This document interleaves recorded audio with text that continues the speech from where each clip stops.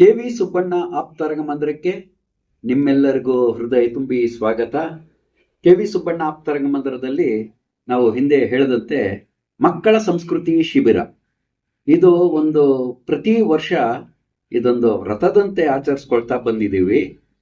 KV. Subbanna ಆಪ್ತರಂಗ ಮಂದಿರದಲ್ಲಿ ಇದು summer camp ಅಂತ ಬೇಡ, ಇದು ಮಕ್ಕಳ ಸಂಸ್ಕೃತಿ ಶಿಬಿರ ಅಂತ ಮಾಡಿ ಅಂತ ಯು.ಆರ್. ಅನಂತಮೂರ್ತಿ ಅವರು ನಮಗೆ 25 ವರ್ಷಗಳ ಹಿಂದೆ ಒಂದು ಸಲಹೆ ಕೊಟ್ಟರು.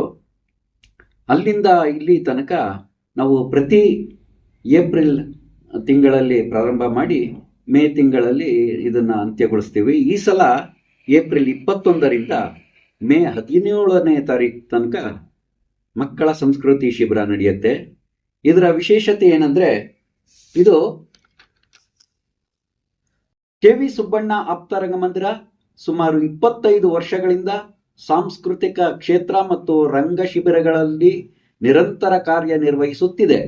ಜೀವನದ ಮೌಲ್ಯಗಳ ಬಗ್ಗೆ ಮಕ್ಕಳಿಗೆ ತಿಳಿಯಪಡಿಸುವಂತಹ ಕಾರ್ಯಾಗಾರವನ್ನು ಹಮ್ಮಿಕೊಂಡಿದ್ದೇವೆ. ಮಗುವಿನ ಮನೋವಿಕಾಸ ಹಾಗೂ ಬುದ್ಧಿ ಬೆಳವಣಿಗೆ, ಮಗುವಿನಲ್ಲಿ ಧೈರ್ಯ, ಸ್ಥೈರ್ಯ, ಆತ್ಮವಿಶ್ವಾಸ ತುಂಬುವುದು ಶಿಬಿರದ ಉದ್ದೇಶವಾಗಿದೆ. ಓದಿನಲ್ಲಿ ಹೆಚ್ಚಿನ ಆಸಕ್ತಿ, ಏಕಾಗ್ರತೆ ಇವುಗಳನ್ನು ಮೈಗೂಡಿಸಿಕೊಳ್ಳುವುದರಲ್ಲಿ ಸಹಕಾರಿಯಾಗಿದೆ. ಶಿಬಿರದ ಚಟುವಟಿಕೆಗಳು ಯೋಗ, ಧ್ಯಾನ, ಗೀತಗಾಯನ, ಜಾನಪದ ನೃತ್ಯ, ರಂಗ ಕ್ರೀಡೆಗಳು, ಕಥೆ ಹೇಳುವ ಕಲೆ, ಚಿತ್ರಕಲೆ, ಮಕ್ಕಳ ಚಲನಚಿತ್ರ ಮತ್ತು ಸಂವಾದ, ಮುಖವಾಡಗಳು ತಯಾರಿಕೆ, ನಾಟಕ ತಯಾರಿ ಮತ್ತು ಪ್ರದರ್ಶನ, ಫೋಟೋಗ್ರಫಿ ಕಲೆಯ ಪರಿಚಯ, ಹೀಗೆ ಸುಮಾರು ವರ್ಷಗಳಿಂದ ನಮ್ಮ ಶಿಕ್ಷಣ ಅದು ವ್ಯಾಪಾರ ಆಗಬಾರ್ದು, ಅದೊಂದು ಬಿಸ್ನೆಸ್ಗೆ ಗಾಗಿ ಶಿಕ್ಷಣ ಓದಬಾರ್ದು, ಅದೊಂದು ಜೀವನ ಕ್ರಮ ಆಗಬೇಕು. ಆನಂದ, ಆಹಾರ, ಆರೋಗ್ಯ ನೀಡುವಂತಹ ಶಿಕ್ಷಣ ನಮಗೆ ತುಂಬ ಅವಶ್ಯಕವಾಗಿದೆ. ಆನಂದ ಯಾವುದರಲ್ಲಿ ಸಿಗುತ್ತೆ ಅಂದರೆ ಜ್ಞಾನದಲ್ಲಿ ಆನಂದ ಸಿಗುತ್ತೆ. ಆ ಜ್ಞಾನ ಯಾವುದರಲ್ಲಿದೆ ಅಂದರೆ ಶಿಕ್ಷಣದಲ್ಲಿದೆ. ಹಾಗೆ ಆರೋಗ್ಯ ನಮ್ಮ ಶಿಸ್ತಿನಲ್ಲಿದೆ, ಆಹಾರ ನಮ್ಮ ಪ್ರಕೃತಿಯಲ್ಲಿದೆ. ಇವೆಲ್ಲದಕ್ಕೂ ಶಿಕ್ಷಣ ಮೂಲಾಧಾರವಾಗಿರುತ್ತೆ. ಆ ಶಿಕ್ಷಣವನ್ನು ನಾವು ಜಾಗೃತವಾಗಿ ಮಕ್ಕಳಿಗೆ ನೀಡಿದ್ರೆ ಅದು ದೊಡ್ಡ ಪರಿಣಾಮ ಬೀರುತ್ತೆ. ಹಾಗಾಗಿ ಅದರ ಮೂಲ ಉದ್ದೇಶವನ್ನು ಇಟ್ಕೊಂಡು ನಾವು ಈ ಮಕ್ಕಳ ಸಂಸ್ಕೃತಿ ಶಿಬಿರ ಅಂತ ಮಾಡ್ತೀವಿ. ಮಕ್ಕಳು ಸಾಮಾನ್ಯವಾಗಿ ಬೇಗ ಮೊನೋಟನಸ್ ಆಗಿಬಿಡ್ತಾರೆ. ಅವ್ರಿಗೆ ಎಂಥ ದೊಡ್ಡ ಕ್ಲಾಸ್ ಇರೋವಂಥ ಶಾಲೆಗೆ ಅವ್ರನ್ನ ಸೇರಿಸಿದ್ರು ಸ್ವಲ್ಪ ದಿನಗಳಲ್ಲಿ ಅವರು ಮೊನೋಟನಸ್ ಆಗಿಬಿಡ್ತಾರೆ. ಅಂದರೆ ಪದೇ ಪದೇ ಪದೇ ಪದೇ ರಿಪೀಟ್ ಆಗ್ತಾ ಇದ್ದಾಗ ಅವರು ಬೇರೆ ಚಟುವಟಿಕೆಗಳಿಗೆ ತೊಡಕೊಳ್ತಾ ಇರ್ತಾರೆ. ಹಾಗಾಗಿ ಮಕ್ಕಳನ್ನ ಆದಷ್ಟು ಎಂಗೇಜ್ ಮಾಡ್ತಾ ಇರಬೇಕು, ಅದು ಪಾಸಿಟಿವ್ ಎಂಗೇಜ್ ಮಾಡ್ತಾ ಇರಬೇಕು ಅನ್ನೋದು ನಮ್ಮ ಈ ಶಿಬಿರದ ಮೂಲ ಉದ್ದೇಶ. ಒಂದು ಆಟೋ ಡ್ರೈವರ್ ಮಗಳು PUCನಲ್ಲಿ ರ್ಯಾಂಕ್ ಬಂದಾಗ ನಮಗೆ ಬಹಳ ಸಂತೋಷ ಆಗುತ್ತೆ. ಅದೇ ಕೆಲವು ಮಕ್ಕಳು ಮೊಬೈಲ್ ನೋಡ್ತಾ ಟೈಮ್ ಪಾಸ್ ಮಾಡ್ತಾ ಬೇಡ್ದದ್ದನ್ನು ಮಾಡ್ತಾ ಇರೋದನ್ನ ನೋಡಿದ್ರೆ ನಮಗೆ ಬಹಳ ನೋವಾಗುತ್ತೆ. ನಮ್ಮ ಪುಟಾಣಿ ಮಕ್ಕಳನ್ನ ನೋಡಿದ ತಕ್ಷಣ ಇವರು ದೇಶದ ಮುಂದಿನ ಪ್ರಜೆಗಳು, ಇವರು ಯಾವ ರೀತಿ ದೇಶವನ್ನು ಕಟ್ತಾರೆ, ಯಾವ ರೀತಿ ದೇಶವನ್ನು ಮುಂದುವರಿಸ್ಕೊಂಡು ಹೋಗ್ತಾರೆ ಅನ್ನೋದು ನಮ್ಮೆಲ್ಲರ ಚಿಂತನೆ ಆಗಬೇಕು.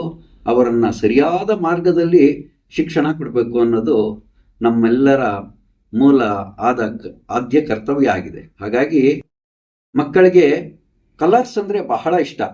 ಯಾವಾಗ ನಾವು ಮೊನೋಟನಸ್ನ ಬ್ರೇಕ್ ಮಾಡ್ತೀವಿ ಆಗ ಅವರು ಅಲರ್ಟ್ ಆಗಿರ್ತಾರೆ, ಏಕಾಗ್ರತೆ ಹೆಚ್ಚಾಗಿರುತ್ತೆ, ಅವರು ಅದರಲ್ಲಿ ಆಸಕ್ತಿ ವಹಿಸ್ತಾರೆ. ಹಾಗಾಗಿ ಅವ್ರಿಗೆ ಬಣ್ಣಗಳು ಅಂದರೆ ಬಹಳ ಇಷ್ಟ.